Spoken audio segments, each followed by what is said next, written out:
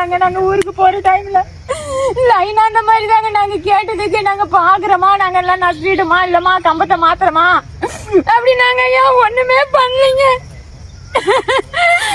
கிணறு ஓரத்திலே வந்துட்டீங்க, அதையும் சொன்னுங்க. அம்மா நீங்க முன்னாடியே சொல்ல வேண்டியதாங்கம்மா அப்படின்னு எல்லாம் சொல்றாங்க ஐயா. அவங்க லைன் போகும்போது தெரியும் இல்லைங்களா அவங்களுக்கு.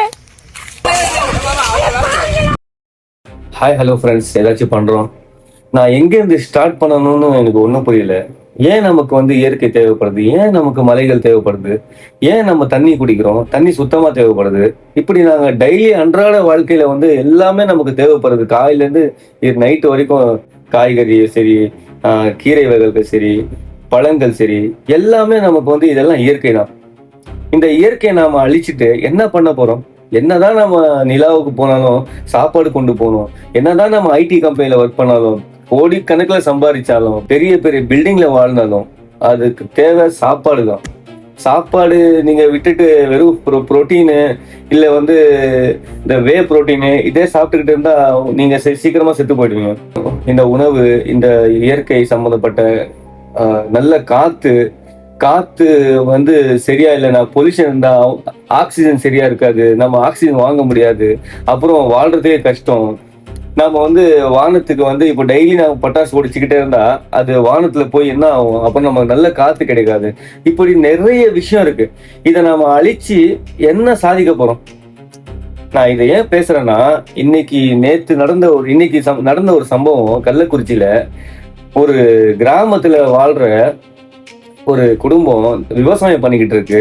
அவங்களுடைய நூற்றுக்கணக்கான மரங்கள் வெட்டி ஒரே செகண்ட்ல ஒரு இன்ஃபர்மேஷன் கொடுக்கல. ஏதோ ஒரு கிலோமீட்டருக்கு தள்ளி இருக்கிறது. இங்க நீங்க இதை அழிச்சிட்டு நீங்க அந்த டவரை வச்சு என்ன சாதிக்க போறீங்க?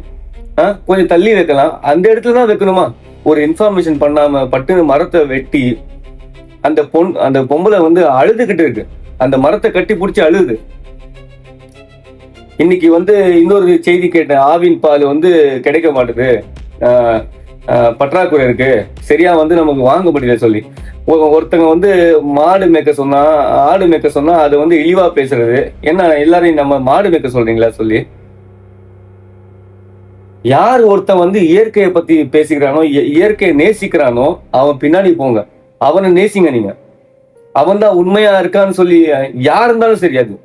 எந்த அரசியல்வாதி இயற்கையை பத்தி பேசுறானோ, நம் நாட்டுக்கு என்ன தேவை, எது முக்கியம், எது அழிக்கப்படக்கூடாது, கனிம வளங்களை பத்தி பேசுறதும், நதி தண்ணீர், இப்படி பேசுறவன் பின்னாடி போங்க. இப்படி பேசுறவன் இது ஆடு மாடுங்களை பத்தி பேசுறது, குருவி மிருகங்களை பத்தி பேசுறது, இதெல்லாம் நமக்கு ரொம்ப முக்கியம். அது இல்லாம நம்ம வாழ முடியாது. நல்லா புரிஞ்சுக்கங்க. நீங்க துபாயில வேலை செஞ்சாலும், அமெரிக்கால வேலை செஞ்சாலும், இன்னைக்கு அமெரிக்கா சொன்னோன்னு ஞாபகம். அமெரிக்கால ஒரு 2 மரம் உங்க வீட்டுக்கு வெளியில இருக்கு, அதை நீங்க வெட்ட முடியாது. அதுக்கு பர்மிஷன் கேட்கணும். ஏன் வெட்டினீங்க? எப்படி? அதுவா வெட்டினா பரவாயில்ல, நீங்க வெட்டிருந்தா ஜெயிலுக்கு போகணும். அப்படி பாதுகாக்கிறாங்க ஒவ்வொரு மரத்துக்கும். அப்படி ஒரு முக்கியத்துவம் கொடுக்குறாங்க அமெரிக்காவில். இதை அழிச்சிட்டு நீங்க என்ன பண்ண போறீங்க? அந்த பொம்பளை கட்டி பிடிச்சி அழுவும் போது என்னால தாங்கவும் முடியல. என்னடா இப்படி? நம்ம ஓட்டு போட்டது எதுக்கு? நம்ம மக்களுக்காக ஓட்டு கேட்கிறோம்.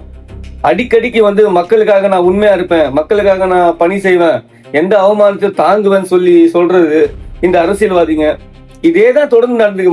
மாற்றம் சொல்றேன், மறுபடியும் அதே தான் தொடர்ந்து நடந்துக்கிட்டா, மக்களுக்கு எதிராக நடந்தா எப்படி? இது சர்வாதிகாரமா இல்ல? என்னால பேச்சு வரல. எனக்கு அவ்வளவு கோபம் இருக்கு. எனக்கு என்ன பாயிண்ட் எடுத்து வைக்கணும்னு சொல்லி சரியா ஞாபகம் வர மாட்டேது. மக்களுக்கு எதிராக நீங்க செயல்பட முடியும்? எப்படி செயல்படலாம்? நீங்க ஆசையா வளர்த்துருப்பாங்க. அதை பார்க்கும்போது ஒரே ஒரு செகண்ட்ல எல்லாமே வெட்டி போட்டு அதை பார்க்கும்போது கண்ணுல தண்ணி வருது. அந்த உணர்வு ஏன் வரல? சாதாரணமா நினைச்சுக்கிட்டு இருக்கீங்க. சாதாரணமா ஒரு மாடு வளர்க்கறதோ, ஆடு வளர்க்கறதோ சாதாரண தொழில் நினைச்சுக்கிட்டு இருக்கீங்க. அந்த நாட்டுக்கே அது பெருமை, அந்த நாட்டுக்கே ஒரு பெரிய பொருளாதாரம்.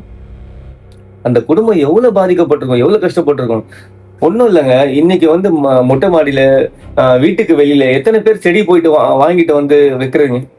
அது எவ்வளவு அழகா தெரியுது, எவ்வளவு ஃப்ரெஷ்னஸ் தான் தெரியுது, எவ்வளவு ஃப்ரெஷ் ஃபீல் வருது. எத்தனை எல்லா மொட்டை மாடியிலயும் வந்து எல்லாரும் வளர்க்குறாங்கல்ல. நீங்க ஒரே ஒரு எக்ஸாம்பிள் நான் சொல்றேன் பாருங்க. நான் உணர்ச்சியா என்ன உணர்ச்சி கட்டுப்படுத்த முடியல. நான் உங்களுக்கு ஒரே ஒரு எக்ஸாம்பிள் சொல்றேன். நீங்க போயிட்டு நீங்க ஒரு செடியை வாங்கி அது நீங்க தண்ணியை ஊத்தி 3 வருஷமா 4 வருஷமா இருக்குங்க. ஒரே நேரத்துல நான் வந்து ஒடிச்சு கீழே போட்டா எப்படி இருக்கும் உங்களுக்கு? அதுக்கே அவ்வளோ ஒரு பெயின் இருக்கும், அதுக்கே அவ்வளோ ஒரு வலி இருக்கும். அவங்க ஒரு பெரிய என்ன ஹைட்டு மரம், என்ன ஒரு இயற்கை சம்பந்தப்பட்ட விஷயங்கள், அந்த இடத்த பாக்குறதுக்கே அவ்வளவு அழகா இருக்கு. அப்படி பராமரிச்சு அவங்க தொழில் பண்ணிக்கிட்டு இருக்காங்க இயற்கை சார்ந்த ஒரு விஷயத்த. அத ஒரு கவர்மெண்ட் எதுக்கு? அப்போ இந்த கவர்மெண்ட்டுங்க எதுக்கு? இந்த ஆட்சியாளர் நல்லது பண்ணது தானே, அனைத்து தரப்பு மக்களுக்காக நல்லது பண்ணணும், யாருக்கும் இடைஞ்சலா இருக்கக்கூடாது, யாருக்கும் ஒரு பாதிப்பு இருக்கக்கூடாது, அப்படிதானே அவங்க யோசிக்கணும். ஒண்ணு அந்த பொம்பளை சொல்லுது 2-3 கிலோமீட்டர் தள்ளி தான் இருக்காது, ஆனா இங்க வந்து என்கிட்ட பர்மிஷன் கேட்காம எப்படிங்க?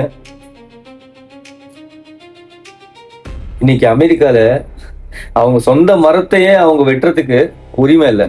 அதை வந்து கவர்மெண்ட் கிட்ட சொல்லி அதை புரிய வச்சு அவங்க கிட்ட பர்மிஷன் வாங்கி அப்புறம் தான் அந்த மரத்தை தூக்கிட்டு போகும். வெட்டவும் கூடாது, அந்த கவர்மெண்ட்டை வந்து எடுத்துட்டு போவோம். அப்படிப்பட்ட ஒரு வேல்யூ இங்க கல்ஃப் கண்ட்ரிஸ்ல எல்லாம் பாலைவனத்துல எல்லாம் வந்து துபாயில பாருங்க, அவன் ஒரு இடத்தையே இது பண்ணிக்கலாம். நிறைய நீங்க சவுதியில பாருங்க, இயற்கையை நேசிக்கிறாங்க, மரத்தை நட்டுறாங்க.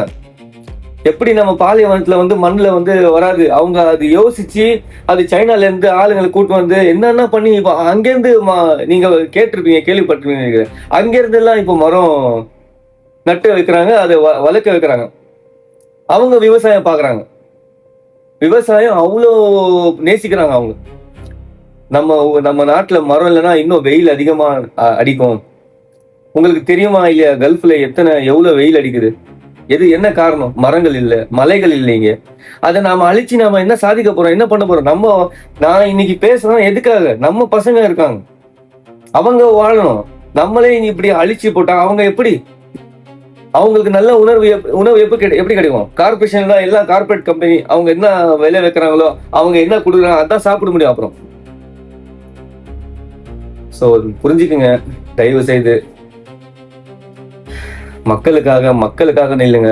யாரா இருந்தாலும் சரி, தப்பு பண்ணா அதுக்கு தட்டி கேளுங்க. தப்புன்னு தோணுச்சுன்னா எப்படிறான்னு சொல்லி அதை உங்க மனசுக்குள்ளே கேள்வி. சப்ஸ்கிரைப் பண்ணுங்க, ஷேர் பண்ணுங்க, லைக் பண்ணுங்க. தேங்க்யூ, பாய்.